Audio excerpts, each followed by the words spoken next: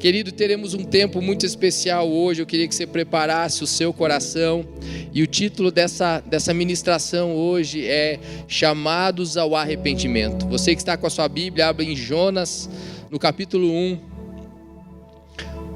Nos versículos 1 e 2, nós vamos ler Jonas, no capítulo 1 e 2. Diz assim: A palavra de Deus veio a Jonas, filho de Amitai, com esta ordem: vá depressa à grande cidade de Nínive e pregue contra ela, porque a sua maldade subiu até a minha presença.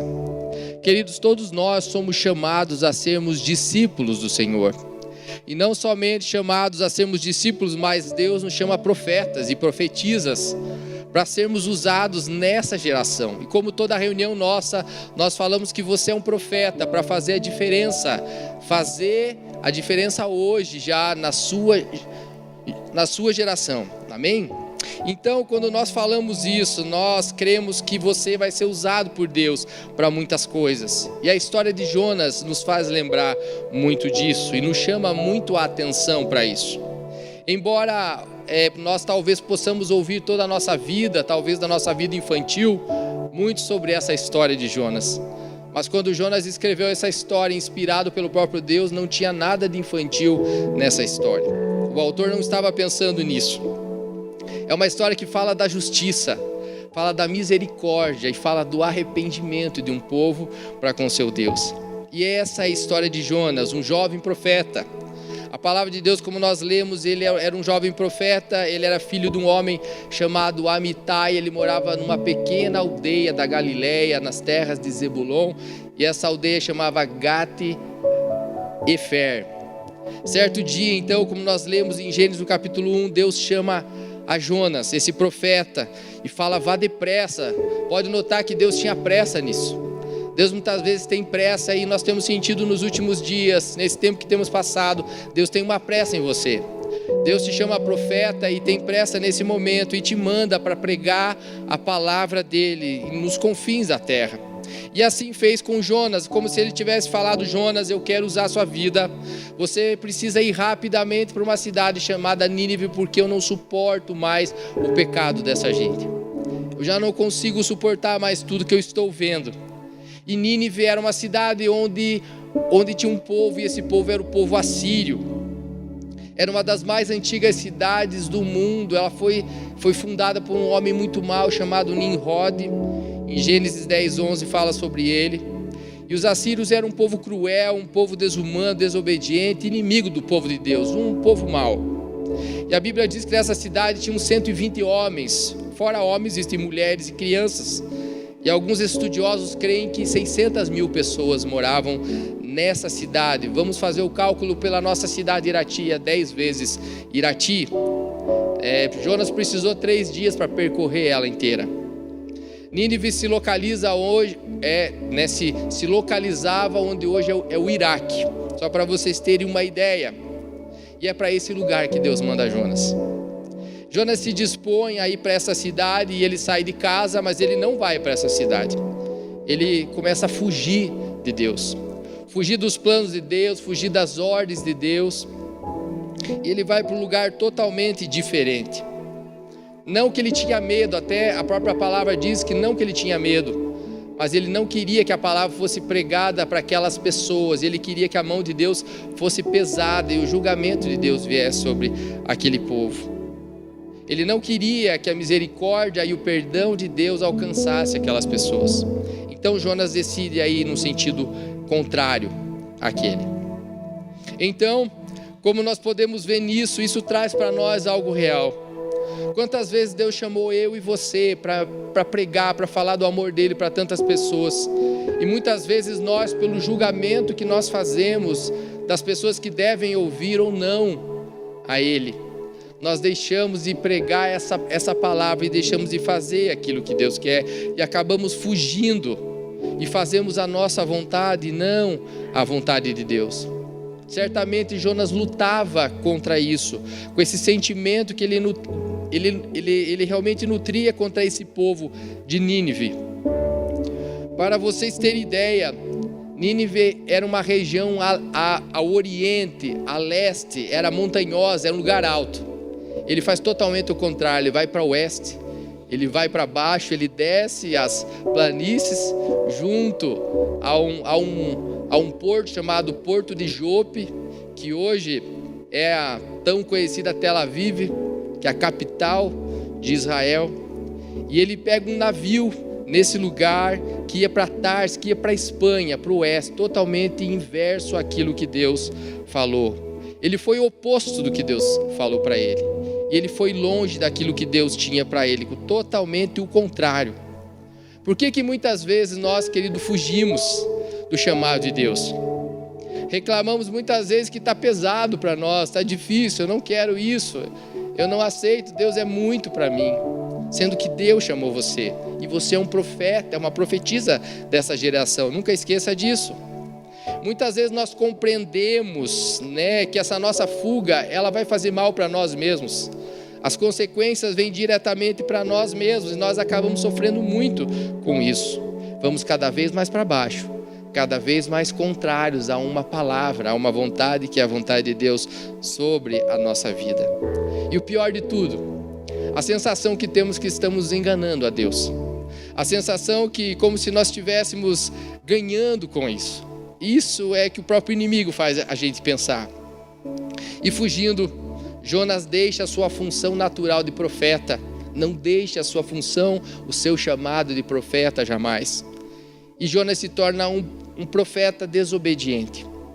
Mas Davi ele entende isso antes, e em Salmo 139, a partir do versículo 7, ele fala: para onde eu me ausentarei do teu espírito? Para onde eu fugirei da tua face? Se eu subir aos céus, ali está. Se eu descer ao mundo dos mortos, ali também está. Se eu vou para o oriente, eu for viver em lugares distantes, se eu for para o ocidente, ainda ali a tua mão me guia, ainda ali tu me ajudas. Nós não temos como fugir de Deus. Nós não temos como fugir do amor de Deus.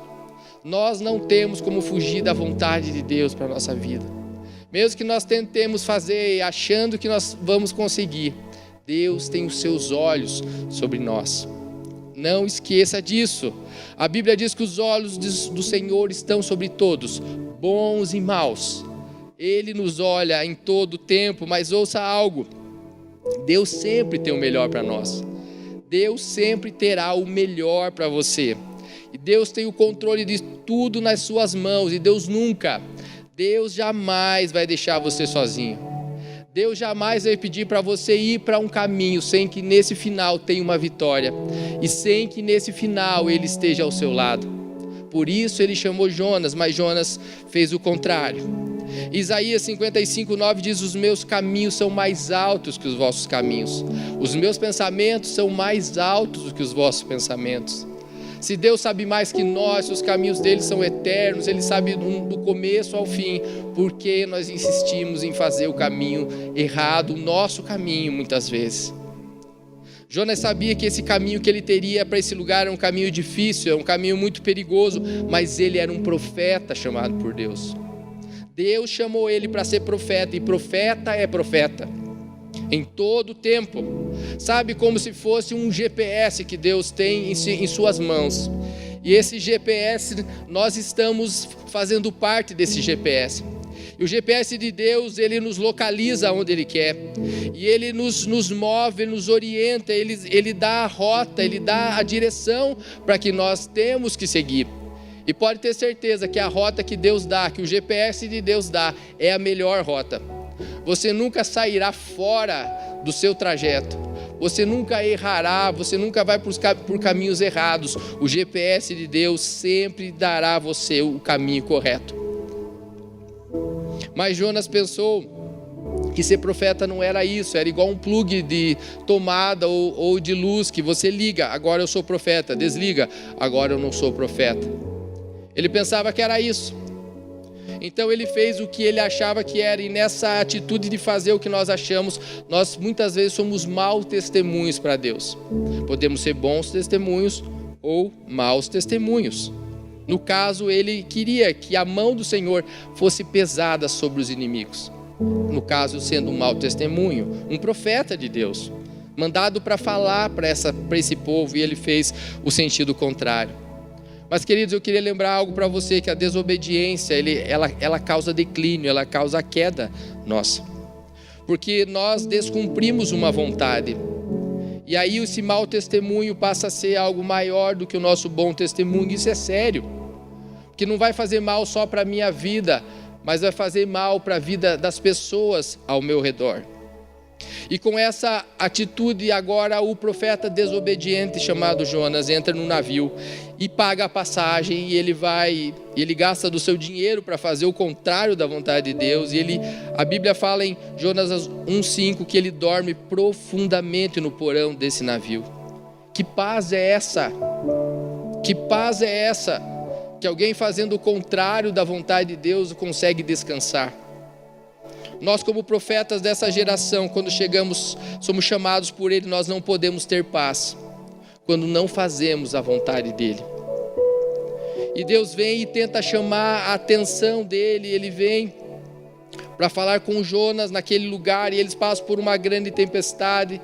A tripulação daquele navio fica desesperada. Eram homens pagãos que estavam indo para a Espanha, para Tarsis. Ficam desesperados, e Deus tenta chamar mais uma vez a atenção do seu filho Jonas, do profeta Jonas. E ele causa uma tempestade naquele navio. E ele dormindo lá no porão profundamente. Enquanto a tripulação lutava para viver naquele lugar. E a tripulação fala ali que eles oravam e eles clamavam aos seus deuses, porque eles não eram hebreus, mas não tinham sucesso nenhum. E ele dormia calmamente, cada vez mais para baixo. Como pode isso? Um profeta não pode dormir no momento de tempestade. O profeta é aquele chamado, lembra pelo GPS que eu falei, para fazer a diferença nessa geração. Não é hora de dormir. Nós passamos hoje por momentos difíceis e não é hora de nós dormirmos. E mesmo naquela tempestade, a consciência de Jonas ainda continuava a mesma. Isso não pode acontecer conosco. Nossa consciência não pode se manter tranquila no momento de tempestade. E a palavra de Deus fala em João 16, 9 a 11, que o Espírito Santo, ele que habita dentro de nós, ele nos convence do pecado, da justiça e do juízo. O pecado, o erro, a desobediência nas nossas vidas precisa incomodar a minha vida se eu tenho o Espírito Santo em mim. Quando eu faço algo errado, o Espírito Santo me incomoda e eu preciso sair do meu lugar de conformismo. Eu preciso sair do lugar desconfortável, de sono tranquilo que eu estou. Porque eu preciso fazer alguma coisa. Deus me chama, Deus chama você, aonde você está. E aquela tripulação desesperada, fala ali também nesse texto, nós fomos ler de Jonas, eles começam a jogar coisas que eles estavam transportando para a Espanha, para Tarsis, começam a atirar na água. Eles estavam perdendo materiais, perdendo bens, jogando seus próprios bens na água, porque tinha uma tempestade e eles não sabiam por quê. Os produtos que eles estavam jogando, eles teriam um lucro talvez, mas eles estavam perdendo. Nós precisamos lembrar algo com essa passagem, com esse momento. Que é realmente claro que a desobediência que nós podemos ter um dia diante de Deus, a minha desobediência, a sua desobediência, não causa mal somente para mim, mas causa mal para as pessoas que estão ao meu redor, fazendo com que hajam perdas. Todos perdem. E aqueles que nos rodeiam podem ser prejudicados por causa de um pecado nosso oculto dentro. E realmente nós continuarmos descansando com sono profundo. Jonas percebeu que onde quer que ele fosse, ele não poderia mais se esconder do Senhor. E Jonas entende então que antes de voltar para Deus, ele precisava primeiramente parar de caminhar na direção oposta. Como nós conseguimos voltar para Deus se estamos dando as costas e indo para um outro caminho? Não, nós precisamos parar. Nós precisamos reconhecer isso e virar em direção ao propósito de Deus, em direção àquilo que Deus quer. Então obedecer a Deus é o primeiro passo. E como que nós vamos obedecer a Deus? Com palavras? Não. Precisamos de atitudes. E aí entrou Jonas. Jonas começou a agir de forma diferente. ele começa então a reconhecer o seu erro perante aqueles homens, aquela tripulação daquele navio, e ele pede: me lancem, sou eu sou hebreu, eu sou hebreu, e eu creio no Deus, no Criador do céu, da terra e do mar que está causando essa tempestade, eu creio nesse Deus. E aquela tripulação se apavora: meu Deus, foi por causa disso, o Deus da tempestade está furioso agora. E ele fala: pode me lançar na água, eu sou o culpado por isso. E Jonas, no capítulo 2, versículo 13, fala que os marinheiros de primeira, eles não jogam ele na água. Notem ali no versículo 13, que os marinheiros tentam remar e chegar próximo da terra, para poder ainda jogar ele, para que ele pudesse ter chance de ser salvo. Isso é muito, muito interessante. Aqueles marinheiros, queridos, eram pagãos, não conheciam a Deus, o nosso Deus. Mas eles demonstraram mais compaixão em querer salvar a vida de Jonas do que Jonas teve das vidas de Nínive, onde Deus pediu que eles estavam perdidos e ele precisava estar naquele lugar. Nós crentes precisamos nos constranger quando aqueles que não conhecem o Senhor demonstram maior preocupação e compaixão do que nós. Não pode acontecer isso. Os marinheiros começaram a orar de repente, de tanto temor que ficaram do Deus, Criador do céu e da terra e da tempestade. E eles falaram que se aquele Deus parasse a tempestade, eles o adorariam. E eles chegam a falar, de repente eles pegam, chega numa hora que eles pegam Jonas e eles atiram Jonas, e fala que imediatamente a tempestade cessou. E eles falam: quem é este que acalma o vento e a tempestade? Vocês já ouviram essa frase antes. Com certeza, quando Jesus estava com os discípulos no mar da Galileia, em que ele acalmou aquela tempestade, e eles falaram: quem é este que acalma a tempestade e os ventos? Esse é aquele mesmo Deus que estava com Jesus, que era Jesus, é o mesmo Deus que fez isso. Ele é o mesmo Deus que acalma a tempestade hoje na sua casa, na sua vida, na sua família. Ele é o mesmo ontem, hoje e sempre. E pode passar o tempo que for, ele é o mesmo Deus que vai parar com essa pandemia do coronavírus.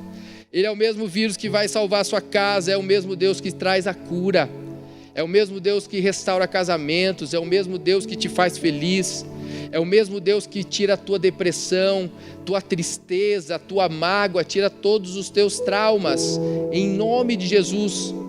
Eu profetizo isso. Ele é o mesmo ontem, hoje e será para sempre. Esse é o nosso Deus e nós precisamos conhecê-lo. Então, já na água, fala que quase morrendo, ele começou a se desesperar na água. Deus manda um grande peixe, e esse peixe o engole, e ele fica dentro desse peixe por 3 dias, a palavra diz isso. Aqui, quando acontece isso, que no desespero da morte, eu lembro de Salmo 23, não tem como pensar em outro versículo. Ainda que eu ande pelo vale da sombra da morte, não terei mal algum, porque tu estás comigo. O Senhor Deus está com você em todo tempo, não importa onde você esteja. Então, ele está naquele lugar, dentro daquele animal, 3 dias, daquela baleia ou daquele animal, grande peixe. Não se fala especificamente que animal seria, mas um grande peixe, e começa ali uma mudança. Começa uma decisão que teria que ter sido feita antes, mas nunca é tarde para se recomeçar. E ele, numa decisão de arrependimento diante de Deus, fala que ele começa a orar, não só orar, mas ele clama a vida dentro daquele animal, daquele grande peixe. Nós precisamos reconhecer, queridos, do trabalho do Senhor quando nós passamos até por provações. Reconhecer que durante as angústias da nossa vida, por causa do nosso pecado e dos nossos erros, Deus está trabalhando por nós. Salmo 119, 67, fala assim: antes de ser afligido eu andava errado, desviado, mas agora eu obedeço a tua palavra. Nunca é tarde se nós andamos no erro, nós pararmos e reconhecermos e nos arrependermos que Deus está conosco, mas precisamos de uma atitude de voltar a fazer o que é certo. É isso que Deus quer de nós. E no meio da desobediência daquele profeta, do pecado do povo de Israel, da ira contra aquele povo dos assírios, Deus envia a solução. E qual é a solução? Gênesis 2, 1 e 2 fala assim: então Jonas, do ventre do peixe, orou ao Senhor seu Deus e disse: na minha angústia clamei ao Senhor e ele me respondeu. Do ventre do abismo gritei e tu me ouviste a voz. Jonas ora dentro do peixe. Queridos, não há outro segredo no meio da angústia, não há outro segredo no meio da tribulação, senão orarmos e não clamarmos aquele que pode parar com todas essas coisas, aquele que pode dar um fim, dar um basta ao todo o nosso sofrimento.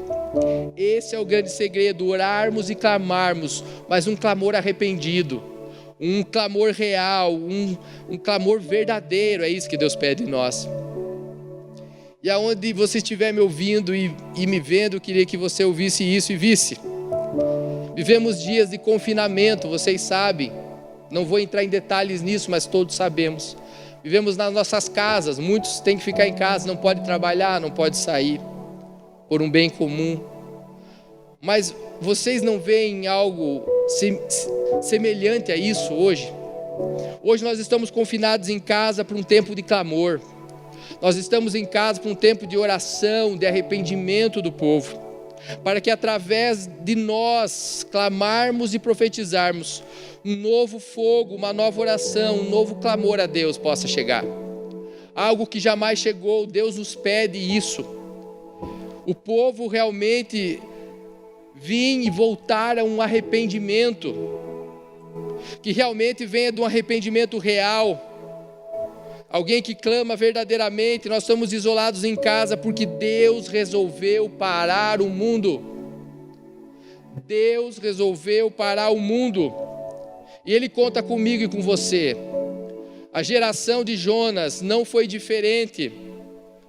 Aquela geração era uma geração que vivia onde os profetas falavam e ninguém ouvia. Eles não ouviam os seus profetas. Muito menos obedeciam a palavra de Deus, as orientações de Deus, viviam do seu próprio jeito, faziam as suas vontades, ditando as suas regras, como se ditassem, apontassem o dedo para Deus e zombassem dele.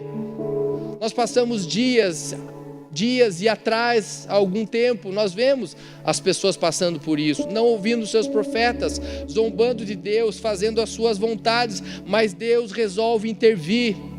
Assim como Deus falou para Jonas: eu não aguento mais, eu não suporto mais.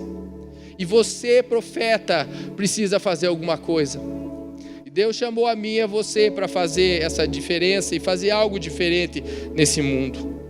Deus também isolou, confinou, separou Jonas. Aonde? Na casa dele? Não, na barriga de um grande peixe. Pode notar que o mundo estava totalmente conturbado, o profeta estava confuso.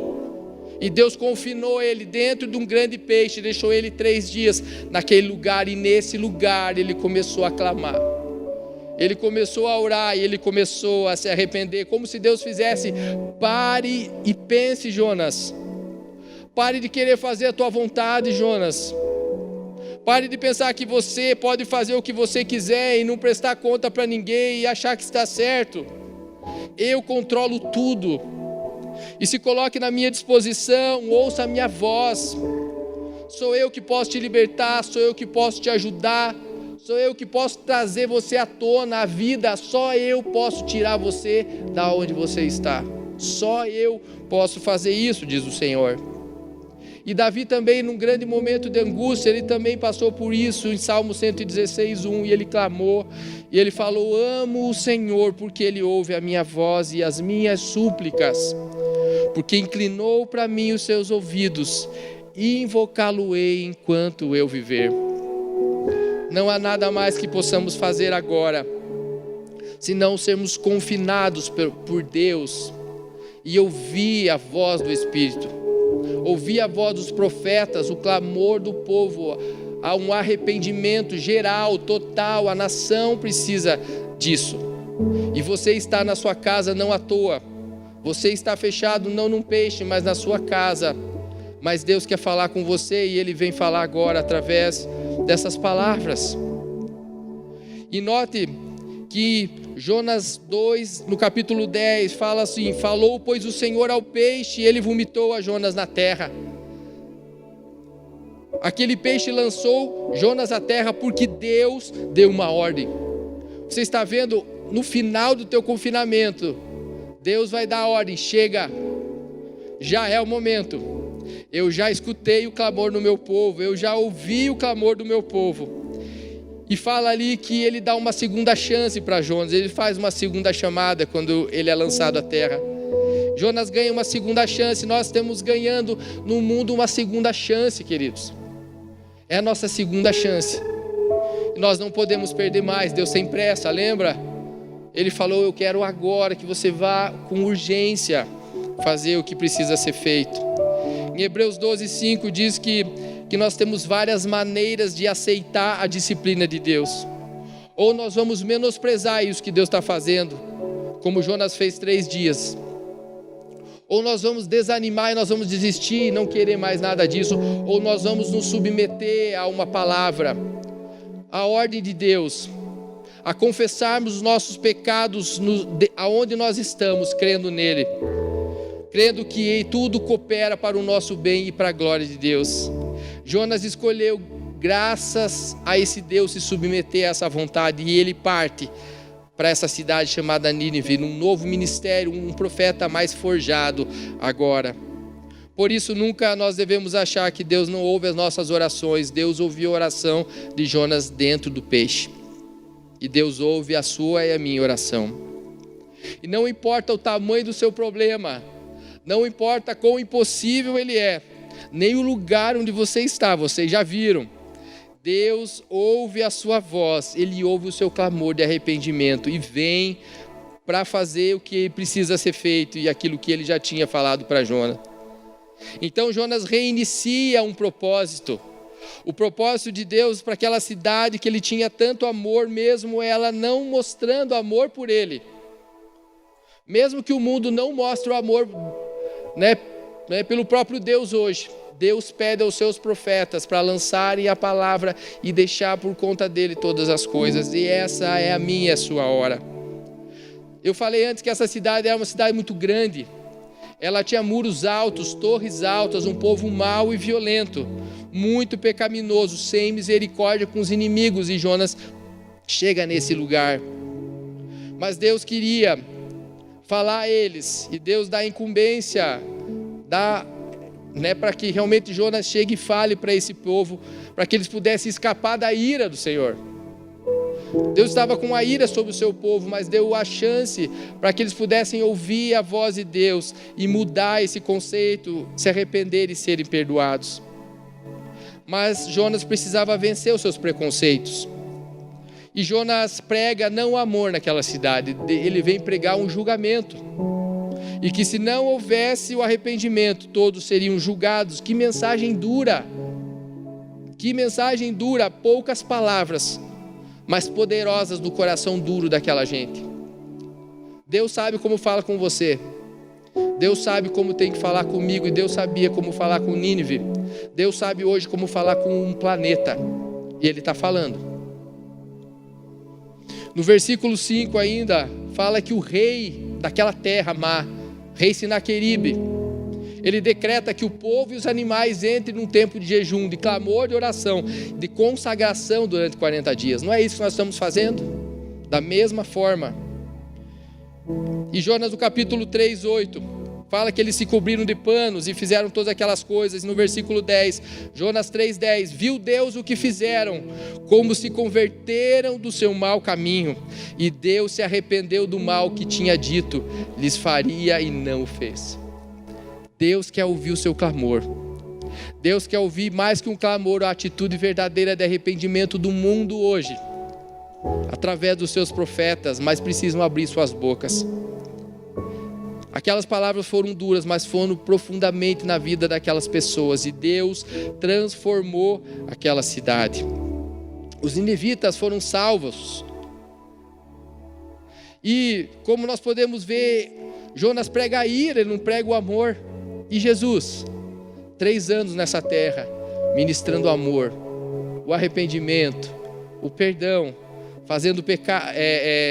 perdoando pecados, mensagens de perdão, mensagens que confortavam muitos corações, mas eles rejeitaram a sua mensagem de juízo e de graça e levaram ele para a cruz. E hoje, a mensagem tem sido anunciada, querido, a todo tempo. Nós estamos aqui fazendo a mesma coisa.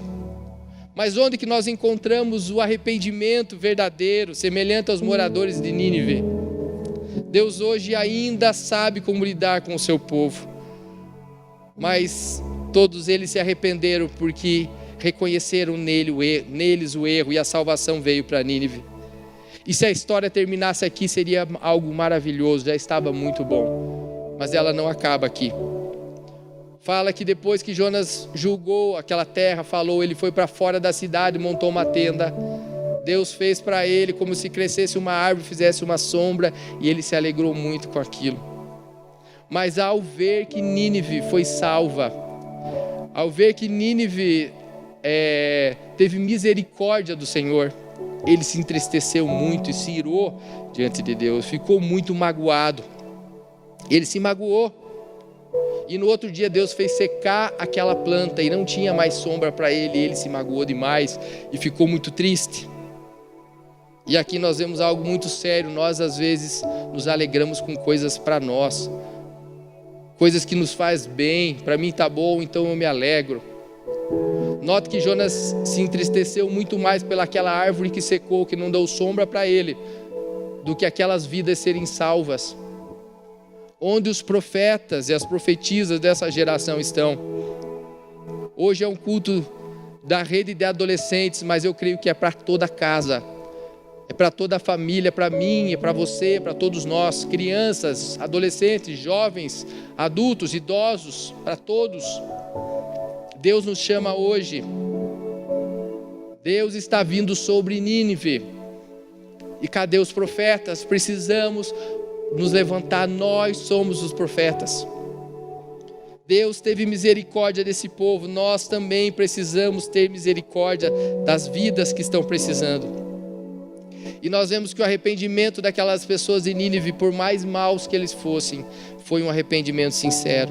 Jonas 3:10, viu Deus o que fizeram e se converteram, e Deus se arrependeu do mal que tinha feito. Eu gostaria de concluir com algumas lições que nós podemos tirar sobre Jonas. Primeira coisa, entender do grande amor de Deus. Nós precisamos conseguir entender o grande amor e a misericórdia que Deus tem e que não separa ninguém.